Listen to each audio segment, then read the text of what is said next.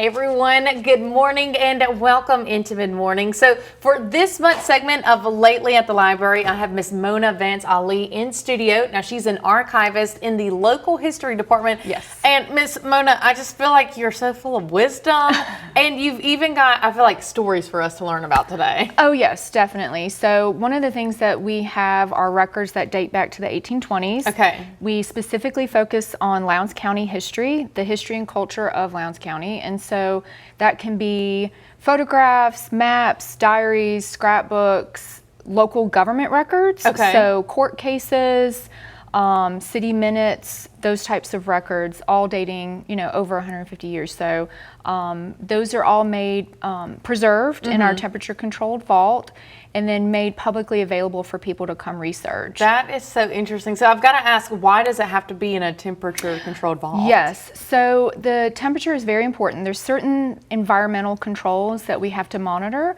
and one of those is the temperature, because if paper actually will take on and release water, and so if you have paper that is experiencing rapid temperature changes, it actually will start to deteriorate faster. Really? Okay. So things like kept in your attic or like an unfinished attic, unfinished basement actually will start to fall apart much quicker than if you stored it like within the area that you live, a bedroom, a closet, that kind of thing, where it has constant air movement. Also, the earth has mold spores. Okay. It's just the earth. I can't change that. You can't stop it. I had no control on that one. Okay. And so to keep the air, circulating allows us to keep mold from growing. Gotcha. Yeah. And I think the importance of having this, especially in our area.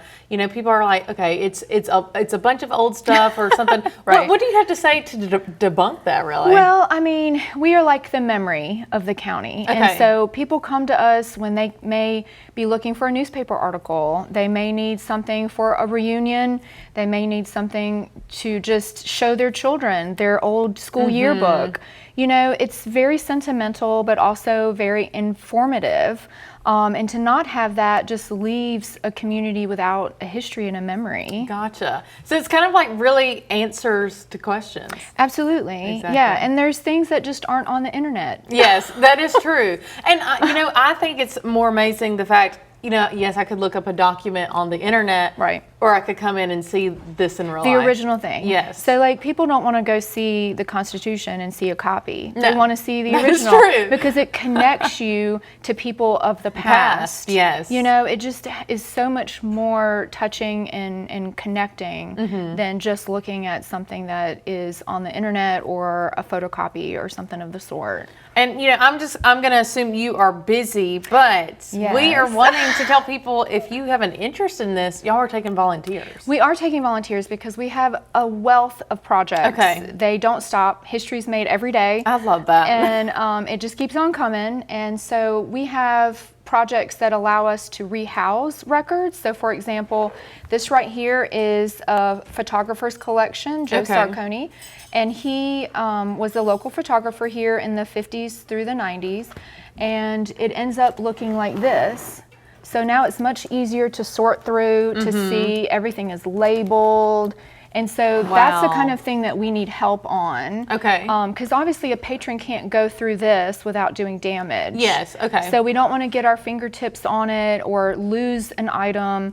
And so we also want to make things to where they're labeled and, people actually know, well, if it's in this notebook or that notebook, that kind of thing.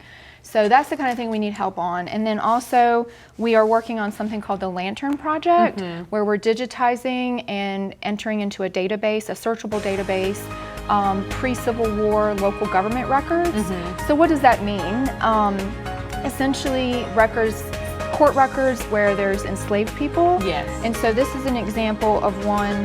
Miss Mona, before we get to it, we're going to show you guys that right after the break and go into more detail. Guys, welcome back. So Miss Mona Vance-Ali is still in studio, and before we went to break, we were talking about the Lantern Project you guys are doing at the library. So you guys are trying to digitize some of these documents. Yes. So these are all 1865 and before. Okay. And essentially what we're doing is taking court records, the original court records, and so this is an example of one. Okay. I'm so nervous. I don't know why. And you can see, obviously, it's, written in a different style. We've got cursive. We also have, handwriting has changed over time. Yes, that was so pretty. Mine is terrible. But it also has, information that we're able to extract from here, from this document. For example, this one is actually attached to a flyer. Okay. Now, this is a probate case. So this would be what happened to a person's estate after they died. And so this estate happened to have the sale of enslaved persons. Obviously, the language is different from the language we would use today. Yes. However, this is an example, and it has writing on there that tells you, 22 years old, all of this information, a male, oh my and so this is the stuff we would extract into an Excel spreadsheet. And that's kind of what we need help with, because there's thousands, hundreds of thousands of them. And so this is a project that is ongoing, and you don't have to come in and finish it. Okay. But even being one torch bearer, to pass that torch on to the next person is a huge help. And I think it's interesting, we're talking about this that happened here, those individuals are somebody's family members. Exactly. These are people who may not be documented in any other record at all. And so to be able to extract that information and tell their story and shed light, which is why it's called the Lantern Project, and to shed light on that narrative of their experience within the institution of enslavement, that's important. That's very important. And while we're on talking about the Lantern Project, we also want to tell people about donating those materials of history, especially those of African American families. Yes. So we actually have a collection. This is one example that I brought. Okay. Of Robert Magby's his collection. He was a local educator here in town, and this is his collection. We've got photographs. Wow. We have newspaper articles. Certificates, actually including records from their either career or personal life, just, allows them to have a voice within the historical narrative. And so their stories are important. And if we're only telling one side of the story, we're not telling the whole story.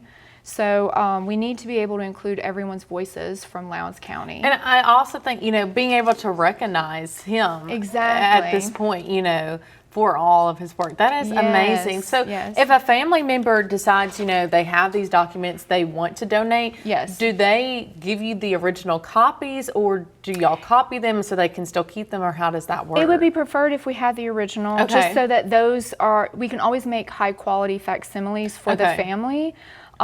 Because we, of course, want to be able to make sure that the original is always going to get the longest life possible. Yes. But, we also are open to discussion. What the family feels comfortable with, we will work with them on that. Definitely. And then I want to give a shout out our cameraman Lathan. He has actually been a volunteer for you this summer. So our volunteers, they don't have to be older; they can be younger, of all age, and they don't necessarily have to have a degree in history. Okay, so good. I can try. Yes, it's just an interest, of all ages. We've actually had middle schoolers come help with photograph collections. High schoolers, college age, adults, just anybody that would like to contribute to their community and shows an interest in it. We definitely can find a project for them. And is there anything, I guess, like picture-wise or something, if we bring in anything, y'all can really put it in any type of category at this point? So nothing's not history-like, I guess I would say. Yeah, so I mean, definitely, when things come in, we want to be able to have that discussion about, like, if we have 20 copies of it already. Okay. So there's certain, stipulations that we don't necessarily need and it does have to be Lowndes County related. Gotcha, Lowndes County. So, because I say nobody can do Lowndes County like we can do Lowndes County. I love it. And so as a researcher, you're going to come to Lowndes County to find that history, not stuff on, say, Arkansas or California or whatever. So that's sort of our box that we fit in. That is so awesome. Well, Miss Mona, I'm so glad you came in studio. Thank you. Guys, go see Miss Mona at the library and just go to the library, have some fun. They've always got neat stuff happening. We'll be right back.